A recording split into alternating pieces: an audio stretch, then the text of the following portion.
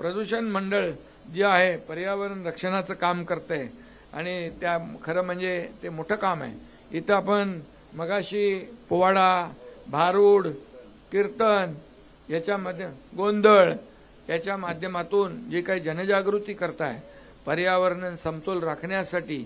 आणि आता सिद्धेश कदम यांचं मी अभिनंदन करीन की 1,00,000 हेक्टर जमीन कन्सेंटनी बांबू लागवड तिथं होईल. आणि मला आठवतंय की बांबू लागवडीला प्राधान्य मी मुख्यमंत्री असताना दिलं. पाशा पटेलला त्याचं एक अध्यक्षपद दिलं आणि त्याला सगळं. आता पाशा पटेलला अध्यक्ष दिल्यानंतर त्यांनी बांबूपासून काय काय बनवतात ते मला सांगितलं. किट दिलं आपल्या सगळ्या आमदारांना. त्याच्यामध्ये अगदी कपड्यापासून, टॉवेलपासून, टी शर्टपासून सगळं आणि बरेच त्याचे बाय प्रॉडक्ट बनतात. आणि म्हणून काही ठिकाणी तर बँगलोरमधलं एअरपोर्ट बांबूने बनवलंय. आपण आता रत्नागिरीचं एअरपोर्ट बांबूच्या माध्यमातून बनवतोय.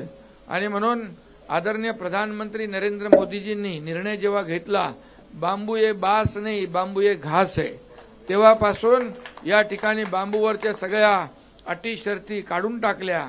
आणि बांबू ऑक्सिजन ज्यादा देणार आहे, कार्बन डायऑक्साईड ज्यादा शोषून घेणार आहे आणि म्हणून त्रास सगळा स्वतः गिळणार आहे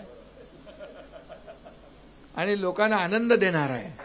आणि म्हणून या राज्यभर तुम्ही जो MPCBने निर्णय घेतलाय 1,00,000 हेक्टरचा, त्याची पूर्तता आपण सगळ्यांनी देवेंद्रजी, आपण हे तुमचे नाव देवेंद्र सिंग आहे ना, तर चांगला माणूस भेटलेला आहे आणि हे उद्देश जो आहे हा पूर्णपणे आपल्याला सफल करायचा आहे.